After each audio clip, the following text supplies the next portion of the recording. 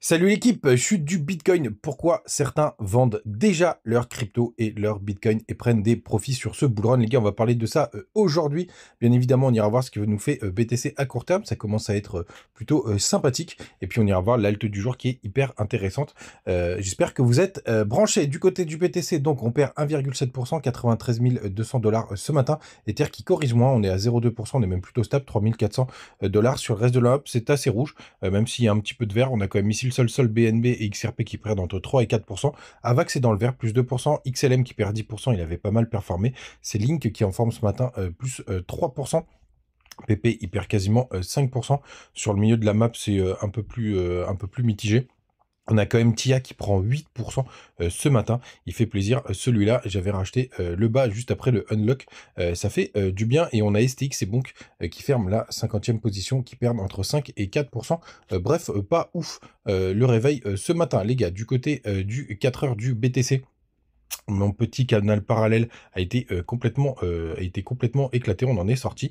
Et là maintenant, regardez, on revient tester toute cette zone de travail. Alors c'est un peu dommage qu'on ait réintégré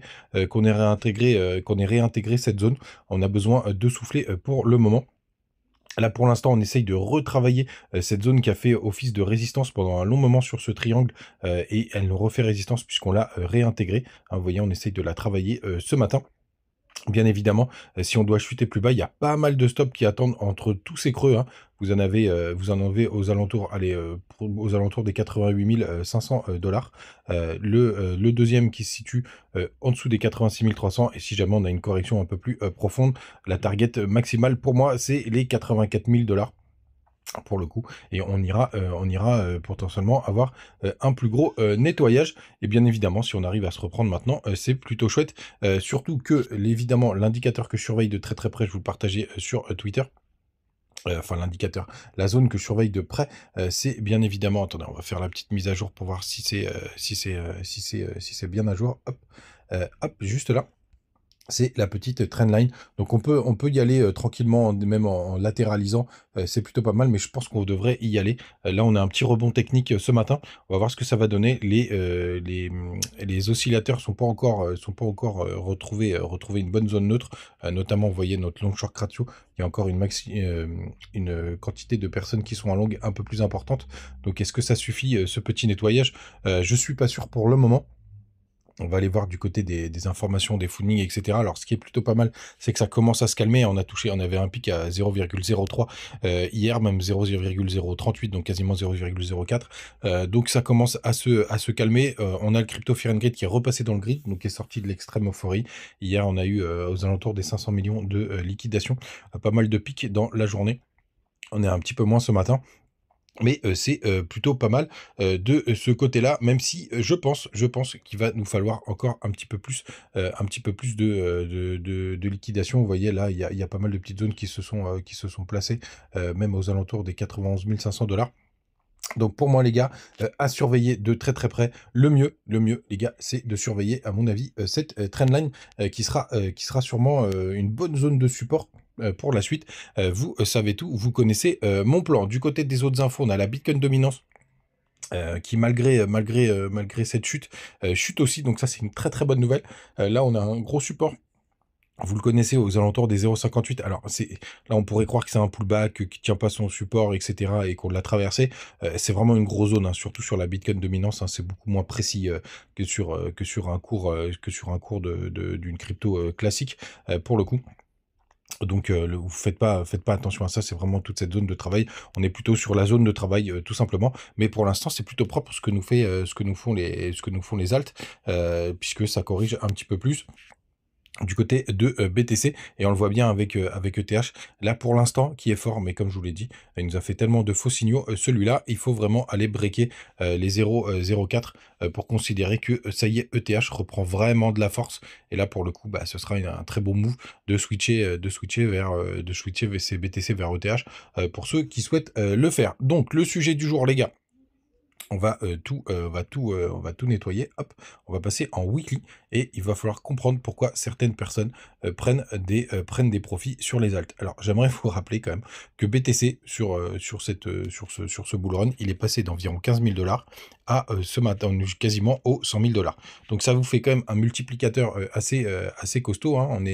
On est sur un joli 4 x 3, 4 x 3, 4, 30, 60, ça fait 4, on est quasiment sur un x6, tout simplement. Donc, évidemment, personne n'a chopé le bottom, donc on va dire qu'il y a eu pas mal de rechargements aux alentours des 20 000 $. Donc, on va dire que il y en a beaucoup qui ont fait entre x4 et x5.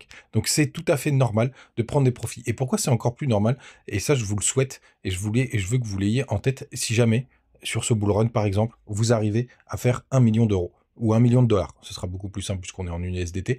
Quand vous avez fait 1 million de dollars, ce que je peux vous dire, c'est que ça n'a plus grand intérêt d'aller s'amuser, de faire du gambling sur les alts. Parce que quand vous allez juste faire un x2, vous allez passer de 1 million à 2 millions, franchement les gars, vous allez être hyper content, tout simplement. Surtout si vous n'avez pas tout dépensé. Donc, quand vous arrivez à un niveau de portefeuille assez important, aller chercher un x3, un x4, c'est déjà énorme. Et donc, à partir de là, vous n'avez pas spécialement, vous voulez sécuriser, prendre des profits tranquillement. Donc, par exemple, si vous avez 1 million en crypto et que vous avez fait x3, les gars, je peux vous dire que vous TP au moins 2 millions sans aucun problème pour être peinard. Et après, vous amusez avec le reste. Et vous savez que si jamais vous perdez, ça n'a pas d'impact sur votre quotidien. Et ça change vraiment tout. Et on le voit, par exemple, avec des gros influenceurs. Je vais prendre Crypto Matrix qui était beaucoup plus, on va dire, beaucoup plus gambling sur le dernier bull run. Je peux vous dire, à mon avis, surtout avec les affiliations et le nombre d'abonnés qu'il a, je pense que le mec est archi blindé. Donc, bien évidemment que ce mec-là, bah, il va commencer à regarder la bourse pour se diversifier. Il va commencer à parler beaucoup du BTC sans faire de gambling. Les petites altes ici et là, il a dû foutre des 500 balles, des 1000 balles ou des 10 000 balles. Mais bien entendu, qu'il va pas se prendre la tête à faire des performances stratosphériques, à tenter de faire des performances stratosphériques parce qu'il a déjà gagné un maximum d'oseille. Et c'est pour ça que c'est tout à fait normal qu'il y ait certaines personnes qui vendent maintenant, même s'ils ratent sûrement un autre x2, parce que même un peu moins, parce que je pense que BTC ira beaucoup moins haut. Vous le savez, ma target max est aux alentours des 170 000 $, tout simplement.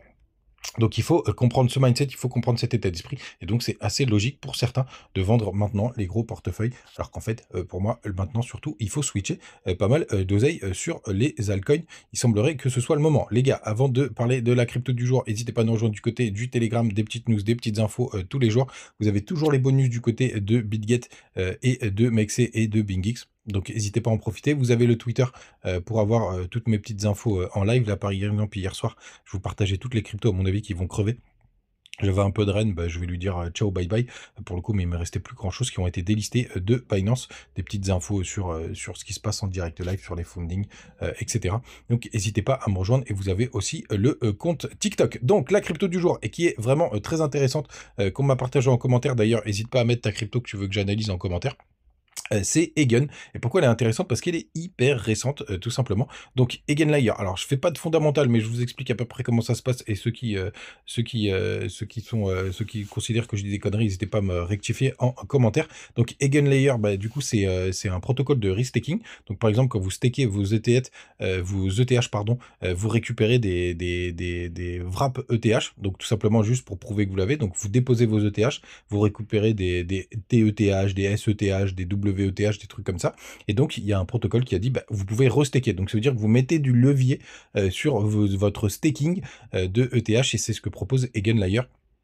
Pour le coup, alors encore une fois, je fais pas de fonda. Si vous voulez écouter des mecs qui font un peu plus de fonda, un peu plus précis, parce que moi je l'explique avec mes mots. Vous avez Iril, vous avez 0x Egri, vous avez même Crypto Flash qui est un peu plus, qui est nul sur ses analyses graphiques. Ça me fait mourir de rire à chaque fois, mais par contre qui était pas trop mauvais sur les news et sur la partie technique. Donc, Eigenlayer, donc nouvelle crypto, donc attention, mais aussi ça veut dire qu'elle n'a pas vécu de bull run. Là, pour le coup, c'était très intéressant, on a eu un gros pump à la sortie, mais ça, c'est tout à fait normal. On a gratté les liquidités, et là, on semble quand même essayer d'inverser la tendance, donc c'est plutôt chouette. Alors, moi, après, quand on est passé de 2,25 à 3,53, j'attendrai quand même un petit repli s'il y en a un, mais le cours ne peut ne pas nous le proposer. Tout simplement, mais on est sur de l'analyse graphique, on va dire, somme toute très sommaire, hein. Vous voyez, il y avait, on peut tirer les On peut tirer quelques trendlines qui sont plus des ranges, etc. Vous voyez, vous aviez un gros support sur cette zone-là. Maintenant qu'on l'a breaké, bah, on a eu quand même, ça nous fait quand même un gros signal. Alors, c'est pas tout à fait un W, mais ça a été chercher la liquidité. Et puis après, vous avez le haut du range qui a été travaillé en amont, qui est juste là. Hop, on va voir ce que ça donne. C'est à peu près cette zone. Donc on est en train de le réintégrer. Donc d'un point de vue de graphique, il n'y a pas grand chose à dire, sauf qu'il n'a pas eu de bull run. Donc ça peut être intéressant de voir ce qu'il va donner. On est sur la narrative ETH, donc il peut se passer pas mal de choses puisque ETH n'a pas encore pump. Donc c'est plutôt pas mal. Et bien entendu, ce qu'on aime bien, c'est aller vérifier les tokenomics et Patin Couffin. Du coup, j'y suis allé, bien entendu, hier. Donc, on a que 10% des tokens qui sont en circulation. Oh my god, bien entendu, quand vous voyez ça, il faut aller vérifier parce qu'il y en a 1,7 milliard et en plus, il n'y a pas de max supply, il n'y en a que 186 millions. Donc, autant vous dire, ça, c'est des cryptos qui peuvent se faire complètement éclater en bear market. Si vous n'avez pas de token, si vous avez la tokenomics, c'est pourri. Total value log 14 milliards. Pour le coup, putain, c'est assez costaud, 300 millions de volume. Donc, on n'est pas sur une crypto à la con, hein, bien entendu. C'est dispo sur Binance et il y a pas mal de mouvements. Et bien entendu, notre dernière vérification pour être sûr que tout va bien, c'est du côté de notre chain broker qui nous met une super note 7,77 malgré que 10% des tokens sont en circulation. Vous avez les informations sur les VC, sur tous ceux qui sont rentrés, sur les OTC, etc. Et bonne nouvelle, en fait, du côté des gains d'ailleurs, il se passe rien avant septembre 2025, vous voyez, et même en septembre 2025, on va avoir une toute petite dilution de tokens pour le coup, puisqu'on va passer là on est à peu près à 250 millions et à partir d'août on va passer à 251 millions, donc pas énorme. Et après par contre c'est la fête du slip et là pour le coup si jamais on a un bull run qui va jusqu'en fin d'année pour le coup, ou alors un deuxième pic par exemple Egan Layers, ça peut être très intéressant. Mais après les gars, c'est la fin des haricots. Regardez-moi cette tokenomics, ça va complètement se ramasser au sol et là je vous invite à le mettre dans la liste des cryptos potentiellement à shorter pour le bear market. Les gars, vous savez tout. Et n'oubliez pas les petits bonus en commentaire. Et n'oubliez pas de me mettre votre petit alt du jour que vous voulez que j'analyse. Et on se retrouve comme d'habitude tous les jours. Ciao!